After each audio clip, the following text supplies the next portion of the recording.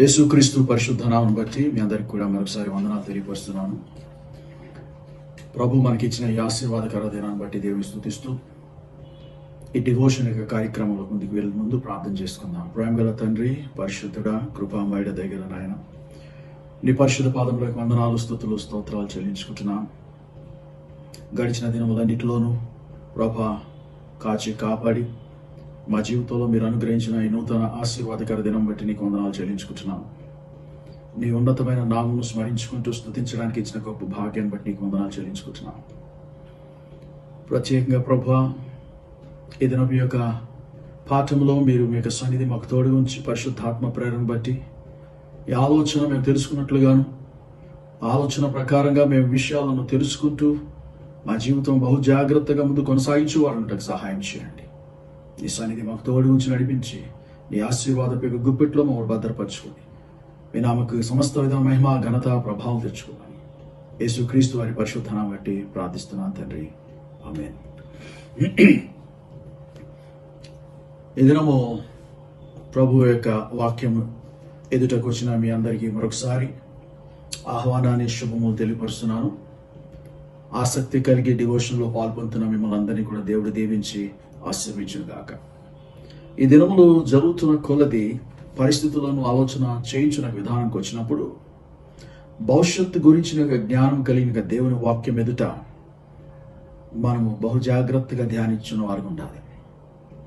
ఎందుకంటే మన దేవుడు భూత, భవిష్యత్, వర్తమాన కాల దేవుడు గనక, సమస్తమును ఆయన ఆధీనంలో ఉంచినవి గనక పూర్వము జరిగిన విషయాలను జ్ఞాపకం తెచ్చుకొని భవిష్యత్ కాలపు యొక్క ఆలోచన పరిశుద్ధాత్మ మనకి ఇస్తున్నప్పుడు మనం గడుపుచున్న యొక్క దినములు ఎలా ఉన్నవి, ముందుగానే వివరణ చేయబడినప్పుడు ఎలా ఉన్నవి, ఒక సూచన మొట్టమొదటిగా మనకు అనుగ్రహిస్తున్నప్పుడు ఇది శాశ్వతమైనది కాదు గనక శాశ్వతమైన పురంలో చేరు వరకు కూడా మనం ఉండవలసిన యొక్క నియమమును పాటించుతూనే దేవుని ఆదరణ పొందుతున్న వారంగా జీవించాలని దేవుని వాక్కు మనకు బయలుపరుస్తున్నది.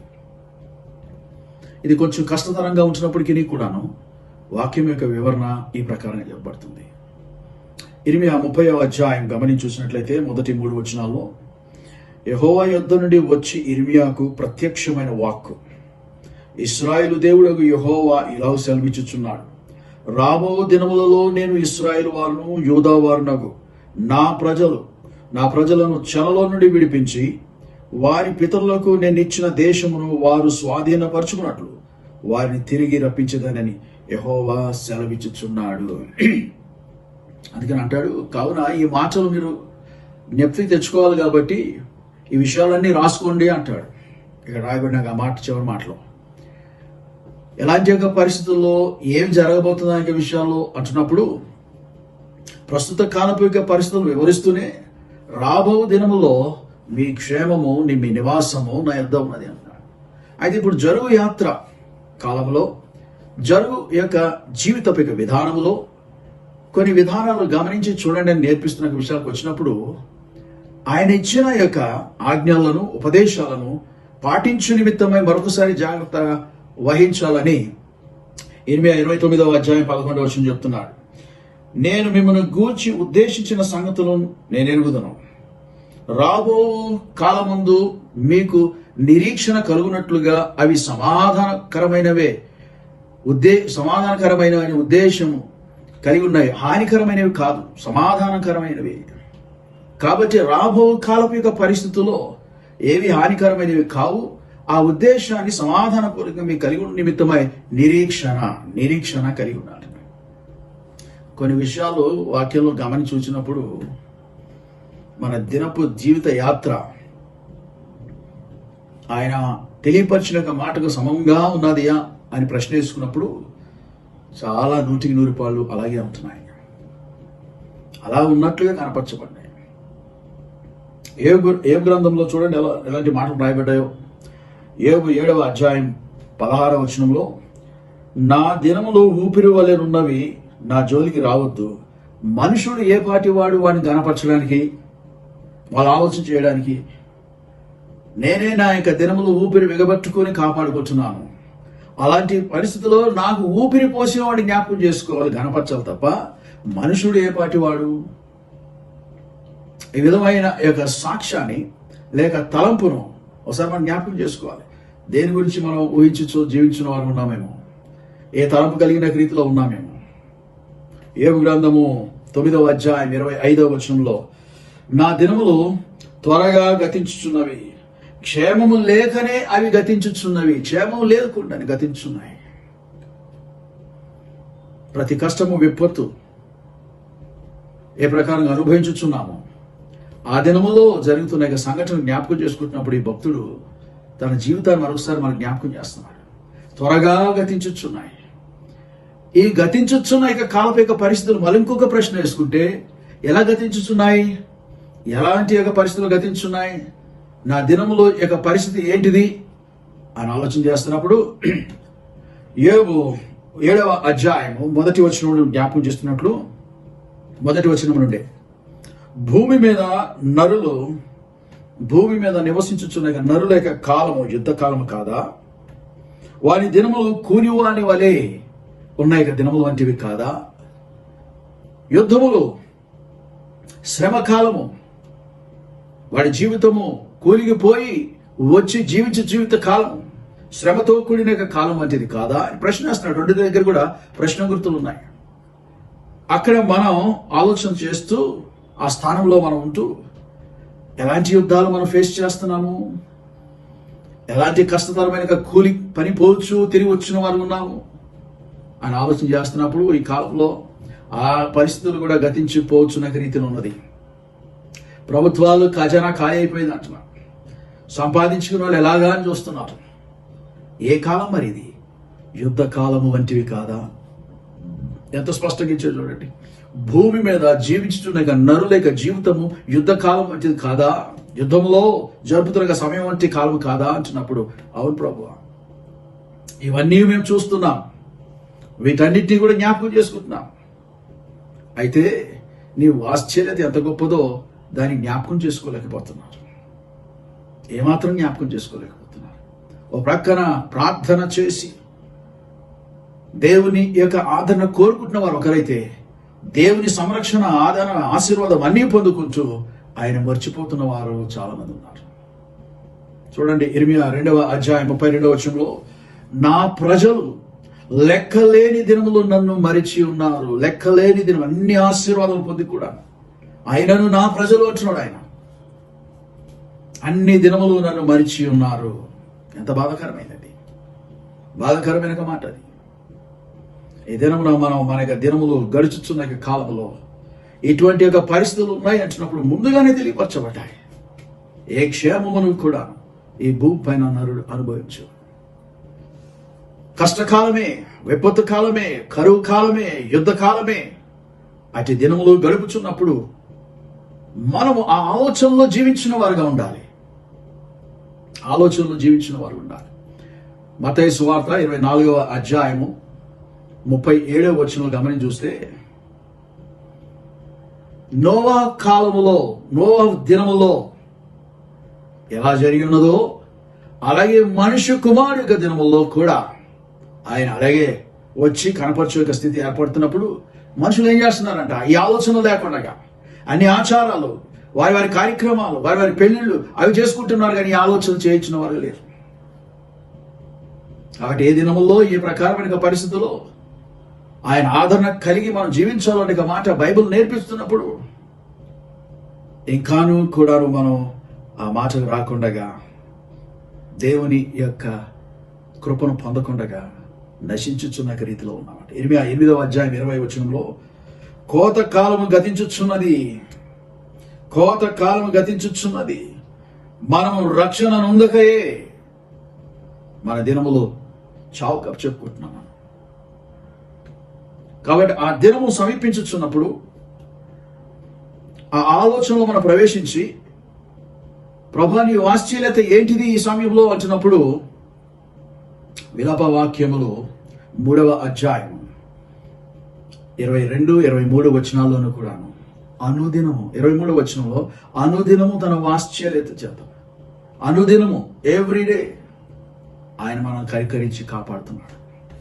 ఆ అనుదినములో ఇటువంటి పరిస్థితులు జరుగుతున్న నా జీవితంలో ఆయన వాత్సల్యత అనుగ్రహించుచున్నప్పుడు నేనేం చేస్తున్నాను? ఒక విధమైన నటన చేయొచ్చు. ఈ దినమును గూర్చి, ఈ దినము యొక్క సంరక్షణ, పోషణ, ఆదరణ గురించి, కాపుదల గురించి దేవుని మరిచిన వారుగా ఉన్నానా? మరిచిన వారుగా కూడా ఉండొచ్చు. ఎవరంటే బుద్ధిహీనులను, జ్ఞానం లేని వారును, దేవుని యందు భయభక్తులు లేని వారును, ఆ కాలములో ఆ దినములను గురించినాక విశ్లేషణ పరిశుద్ధాత్ముడు లేఖనం ప్రకారం ఇచ్చినప్పుడు దాన్ని ధ్యానించిన వారును అలాగే ఉంటారు. అపోస్తలుడైన పౌలు ఎఫెసీయులకు రాసిన పత్రిక 5వ అధ్యాయం 15వ వచనంలో ఏమంటున్నాడు? దినములు చెడ్డవి గనుక సమయమును పోనివ్వక. అవి చెడ్డవి అయిన సంగతిని, సమయమును పోనివ్వక అయిన సంగతిని అజ్ఞానుల వలె కాక అంటున్నప్పుడు, ఈ అజ్ఞాన పరిస్థితిలో ఉంటున్నప్పుడు, జ్ఞానాన్ని సంపాదించుకునే రీతిలో లేకపోయినప్పుడు మనం అలాంటి యొక్క నటనలోనే ముందుకు వెళ్తాం. నా జనులు నన్ను మర్చి ఉన్నారు, లెక్కలేని దినములు, ఇవన్నీ కూడా మేలు పొందుతున్న రీతిలో ఉంటున్నప్పుడు, ప్రభా నీ వాత్సల్యత ఎంత గొప్పది. నీ వాత్సల్యతలో నేను ఈ దినమున పశ్చాత్తాపంతో నాతో నేను ఒక ప్రశ్న వేసుకుంటూ నీ సన్నిధికి వచ్చినట్టుగా సహాయం చేయి. కీర్తన 90వ అధ్యాయం 12వ వచనంలో రాయబడిన ప్రకారంగా నా దినములు లెక్కించుటకు మాకు నేర్పించు ప్రభు. మా దినములను లెక్కించుటకు మాకు నేర్పించు. అందులో నీవిచ్చుచున్న క్షేమము, అందులో నీవిచ్చుచున్న ఆదరణ జ్ఞాపకం చేసుకోవడానికి నీ జ్ఞానం మాకు అనుగ్రహించు. ఎందుకనంటే ఎప్పుడు మనం తెలుసుకోవాల్సిన ఒక విషయం, అపోస్తలుడైన పౌలు కొరింథీయులకు రాసిన మొదటి పుస్తకం 7వ అధ్యాయం 31వ వచనంలో ఈ నటన ఏదైతే ఉన్నదో, ఈ లోక నటన పూర్తిగా గతించిపోయింది, ఇంకేం లేదు. కాబట్టి ఇంకా మిగిలి ఉన్నది ఆయన కృపను సంపాదించుకునే జ్ఞానంలో ప్రవేశించడమే. మన జీవితాల్లో ఒకవేళ మనము ఆ తీర్మానంలో ఉండాలి, ఆ తీర్మానంలో జీవించాలని నిశ్చయత కలిగి ఉన్నప్పుడు ఒక విషయం జ్ఞాపకం చేసుకుందాం మనం.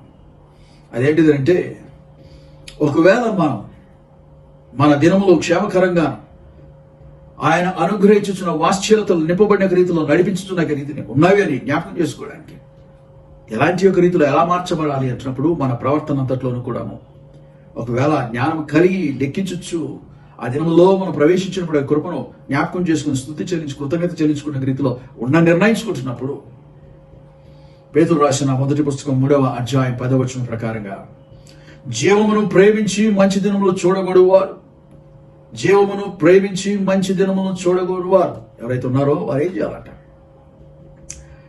చెడ్డ దాన్ని పలకకుండా తమ నాలుకను కాపాడుకోవాలి, కపటపు మాటలు పలకకుండా తన పెదవులను కాచుకోవాలి, పరిశుద్ధతను ప్రేమించాలి, అపవిత్రతను దూరపరచుకోవాలి. అలాంటి వ్యక్తి కలిగిన రీతిలో ఉండి ప్రార్థన చేయించున్నప్పుడు అటువంటి నీతిమంతుని యొక్క ప్రార్థన ఆలకించు ప్రభు అయినాడు. అప్పుడు మనకి ఎంత గొప్ప ఆదరణ, ఎంత గొప్ప ఆయన కృపను కలిగిన రీతిలో ఉంటాం.